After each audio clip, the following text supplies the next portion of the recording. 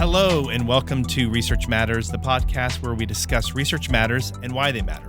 My name is Joshua Davis from the Office of Research at Kennesaw State University. Today, we are chatting with Dr. Jerry Mangine. He's an associate professor in the Department of Exercise Science and Sports Management at the Wellstar College of Health and Human Services. Also joining today is Griffin Roelle. He's the Director of Coaching and Sports Performance at Blacklisted. Welcome, gentlemen. Thank you. Yeah, thanks for having us. Cool. So today, we're going to talk about exercise science and start pulling the layers back on research in exercise science. So perhaps, Jerry, if you could, maybe introduce who you are, your background, and why we're here talking about exercise science. All right. Real quick, my background, from New Jersey, college sport athlete, football. Got interested in strength and conditioning. It just so happened that our defensive coordinator and the head of our exercise science department was Dr. Jay Hoffman, who later became the president of the National Strength and Conditioning Association.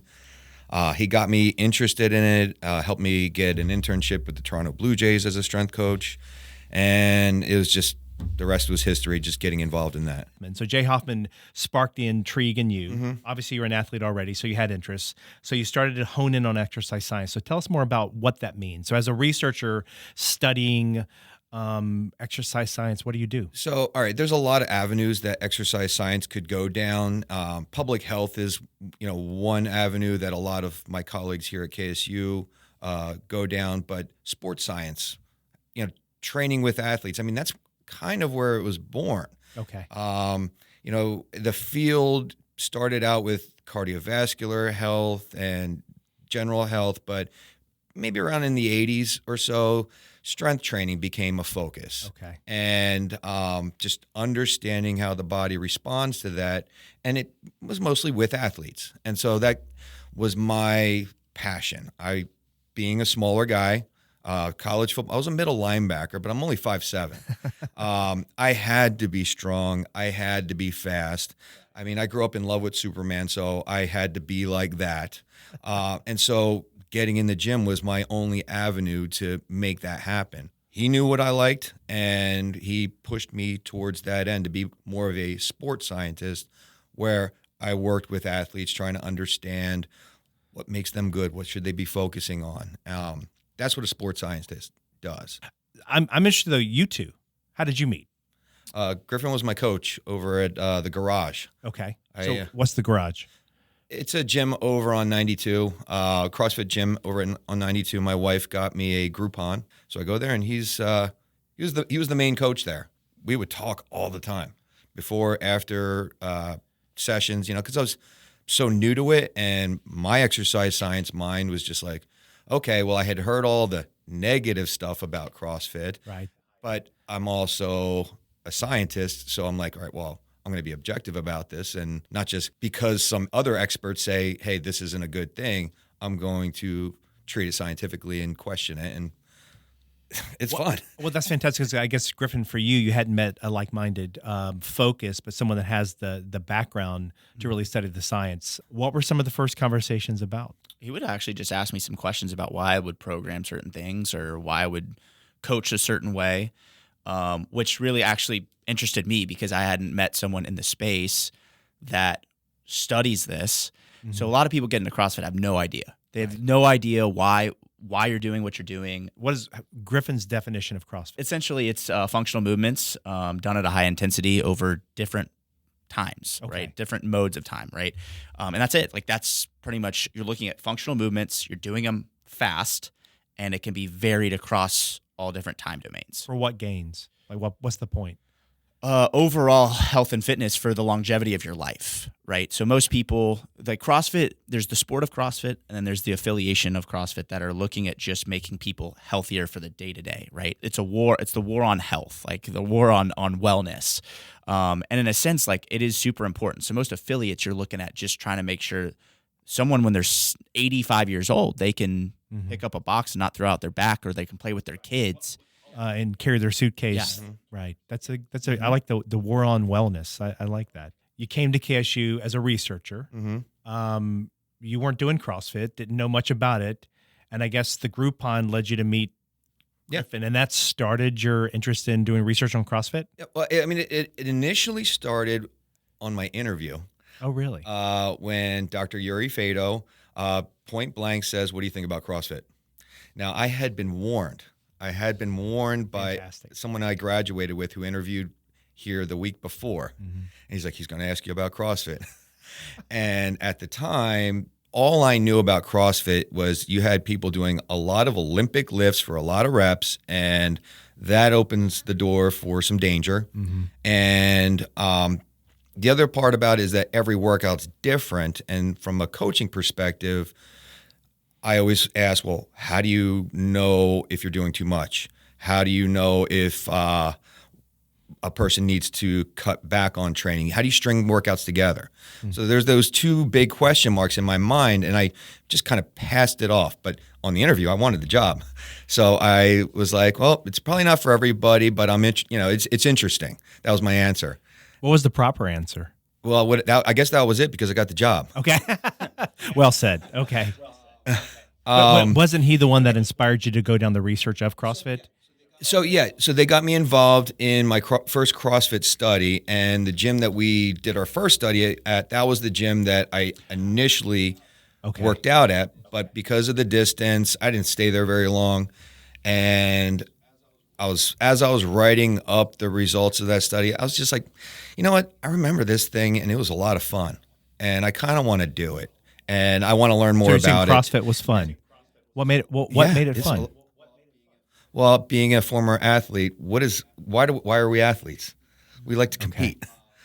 And being older, there's no football for adults other than the NFL. Every day, it could be a competition, or I could just say, I'm here to work out. You both kind of started feeding off of each other, and that started building the catalyst for you to start exploring more and more about how can you make this art form, make it more scientific. So let's talk about that. What's some of the first gains that you realized from research that maybe you could share with? Let's start with my conversations. Like I'd ask them, like, why you program a certain way. The first thing I was looking for was some sort of pattern. That's a scientist. You can tell coaches that, are able to write their own program and others that need someone else to do it for them. And Griffin was doing a lot of the writing yourself. And you could see there was thought behind it, but it was still a difficult thing to kind of put an actual number to. At that same time, I was still learning CrossFit, and so I was treating the research like a typical, I knew how. I don't want to say I was doing the research wrong because I still learned from that research, and it's affected my future research, but I was treating it like how I learned to do it, where we look at physiological responses to an exercise form, and we try to predict what are the factors that are going to most come up in the sport itself, and then we train for those things. But then I found that I was spinning my wheels, and it came back to looking for those patterns and trying to quantify workouts, and that's kind of where I'm at now. Is let's get this basic information understood first. Who these people are that are in competitions versus who's just there to train to be healthy. Are those two clearly different communities? Okay. You have someone that's never done it before. Then you have people that do it they go to be healthy, have someone tell them what to do, and they have fun. The community aspect. You have your kind of recreational groups that want to be better, but they also want to live, have a life and not be serious. So exercise science, CrossFit, what's the difference? What is exercise science's goal? Exercise science is just a very broad term. How the body responds to exercise. How do we train just to be healthy? How do we train for a sport? How does nutrition impact that? How does the psychology? I mean, we do consider that stuff. But then CrossFit is just one iteration, one way of exercising, just like training to be a bodybuilder or ballet or, whatever the yoga. They're just different ways of exercising, and the body's going to respond differently to each. And, each time you want to understand how the body's going to respond, because you want to make sure that if you're trying to do this to be healthy, that you're not doing too much. You're doing as much as you should to see a benefit. So the research, where do you see it's heading? So I actually got asked this question years ago, and my answer was that the door's wide open. I mean, there's so many questions, so many aspects that we don't understand that what I'm trying to do now is put numbers to things. Like, how hard is workout today versus tomorrow? Because I'm going to get a completely different workout, different reps, different exercises, different everything. How do those two actually compare? I know they're different, and I know they both can be hard, but they can be hard in a different way. So resistance training, just normal weight training, we already have these things figured out. If I'm an aerobic athlete and I want to run a marathon, I already have that figured out on how far I need to run, how often I need to do it. I mean, there's different strategies, of course, but I can put numbers to those things. But now we have this training modality that does your traditional aerobic. You got running, you got swimming, you got cycling, you got rowing, you got the ski erg. Then you have gymnastics, and gymnastics, how do you rate a gymnast? I mean, it's usually, there's this subjective rating. So like, how do you rate being good at that? How do you rate if something's hard? If you ask me to do a muscle up, for me, that's hard. Thor over here is probably not as hard, although it's probably harder for him than it is for some of the lighter athletes there. And then they got handstand walking, and then you got the resistance training stuff. So all these different things, and you quantify them differently when they're by themselves, but we're putting them all together. Okay, so it's really the beginning of this science. We're at the very beginning, and until we can put a number on these things, and then, like I was saying before, who those numbers apply to, the different types of CrossFitters, all these other normal questions, that's where traditional resistance training research, traditional sports research is at. We can start answering those questions. Clinical science, the clinical exercise science, and the coach. What is the relationship? Where does the coach come into play? We publish articles that coaches hopefully read, and organizations like the NSCA or the American College of Sports Medicine, they'll publish recommendations on, if your goal is this, you want to train this way. Then programs kind of have a starting point. Ultimately, the coach is going to be creative and do it the way that is going to best work for the athlete, but they have a starting point. And there are things known that you should do and probably shouldn't do. CrossFit, what's the goal? This war on fitness, it's training for everything almost. And so there's a lot of things that you could be doing. And so until we understand what things work together, what things cover the most bases, I mean, coaches have an idea, but it's a lot about feel and experience. Traditional sports, traditional training, you can kind of just eliminate all the things that don't concern you and just focus on one thing. Well, that's not really the case with CrossFit. You are focusing on everything. If you want to be a CrossFit Games athlete, you can't have a shortcoming. Hearing how you, Griffin, influenced Jerry, what about the other way around? What has Jerry brought you and how you coach differently? Well, a lot, honestly. So originally, he was doing a study on trying to find like what made up the best team, what would make the fittest team at the games. Oh, at the CrossFit Games. Yeah. So there's individual category, there's team category, right? Okay. And kind of like overall, like what makes the best CrossFit Games athlete, right? And there's two pieces of this, because you have your normal fitness, and you can easily study that. It's a lot easier. Then you have the games, and unfortunately, when you're trying to understand something, you have to look at the test. And the test at the end of the year, every year, is different. So how do you figure that out, right? So you have to look at all these modalities and understand what if, like, okay, you have Madden, right? And you have create a player. What's the perfect creation for that test? And obviously you can do VO2 max, right? Like, that's a perfect way to look at it. What is VO2 max? Well, there's different ways to test it. We tested it on bike, right? You can test it running. But Jerry can explain that a lot easier than I can. It's much more simple. It's like an aerobic measure. So if I want to run a marathon, if I have a high VO2 max, I have a good shot at competing in that race. It's how much oxygen I can get into the muscle. And if I'm getting oxygen in the muscle, I can produce energy to sustain effort. And so that was one of the measures that we tested in. We had what we determined as an advanced group of CrossFit athletes. Everybody in that study, either before or later that year, had made it to the CrossFit Games in that group. Whereas then we compared them to a recreational group that they never advanced out of the open, which is the first round of the competition. You get back then there was like some 400,000 people that competed in it. That's a lot of people. Yeah, and you don't get a high percentage. It's pretty much the top 1% that just advance out of the open. They've played around with that number more recently to get more people to feel good about themselves. But yeah, we made those comparisons, and then we compared people that don't do CrossFit but are doing cardiovascular and resistance training. Do you ever go to Jerry and say, "Hey, I've got this theory. I want to test it"? Have you done that? Well, I texted him, I don't know, a month ago, and I was like, hey, how hard would it be to come up with, like I said, like that create a player, and put it in an app, and basically, yeah, we'd have to define the tests we need, and to create that and use it to analyze an athlete up front. We can build it. We can build the team, or even as a coach, when we take on athletes and they're like, I want to make the games. Okay, let's find out where you're at. And then let's see, okay, we know percentage wise, you're really good in your power output, but your aerobic capacity is, let's actually say it's average. Let's not even say it's bad. Let's say it's in an average range, whatever our number system we're creating is.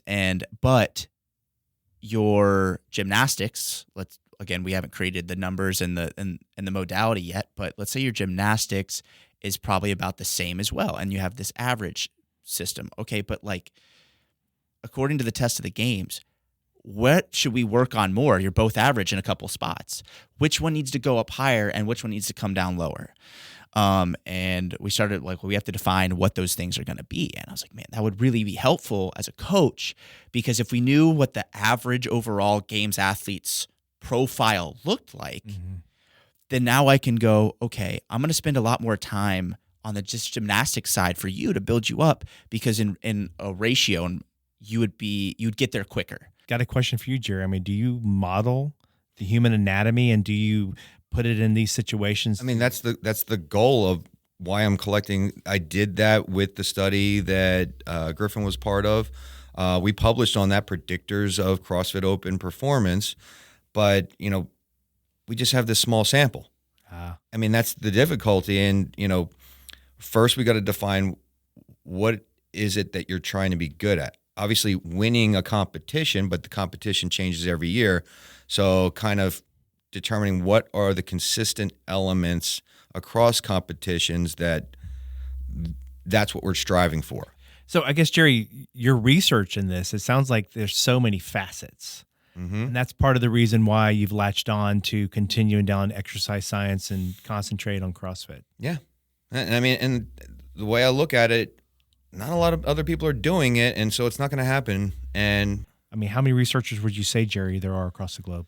I mean, you'll find someone that, like, one person will publish an article here and there, but ones that are contributing on a regular basis, we're around a handful. Okay. Handful of us. And we actually have another one here at KSU. I'm going to give him a shout out, Dr. Brian Klichevitz. Awesome. Well, I mean, I'm sure there's plenty of research in exercise science for the sport of football. Oh, yeah. And that's probably overdone. It is and it isn't. Again, access to athletes becomes a difficult thing. I mean, you're not going to get a lot of NFL players saying, hey, yes, test me in this thing. And, oh, yeah, I could get hurt and then not be able to fulfill my contract. So that's always hard. But collegiate football players, high school football players, that's where you're going to see more of the research. And the same is going to be true with CrossFit. It just so happens that we live in an area where there's a lot of good CrossFitters. So right place at the right time, I guess. I don't think there's ever enough research done. I mean, even on the NFL, if you so right now, I don't know if you've noticed in the past couple of years, there's a lot more Achilles injuries and a lot more ACL injuries than there ever has been. One of my big specialties is truly sports performance and creating massive power output for that whatever sport you're looking at. And I think a lot of these guys go and get their own trainers.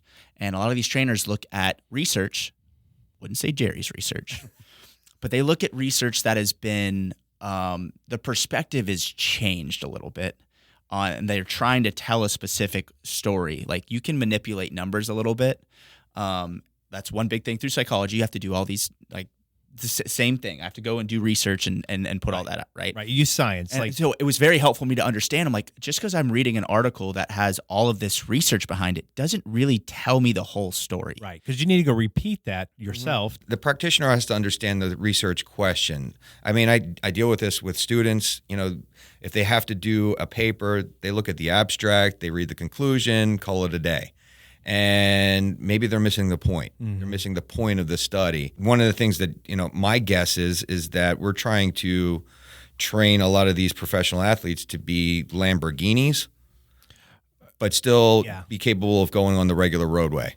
And that's what you think, Thor. Yeah. So I look at the way these trainers, and I follow some, are training these athletes, and they're like, well, we can create way more power output. Let's say like squatting, right? Back squatting specifically.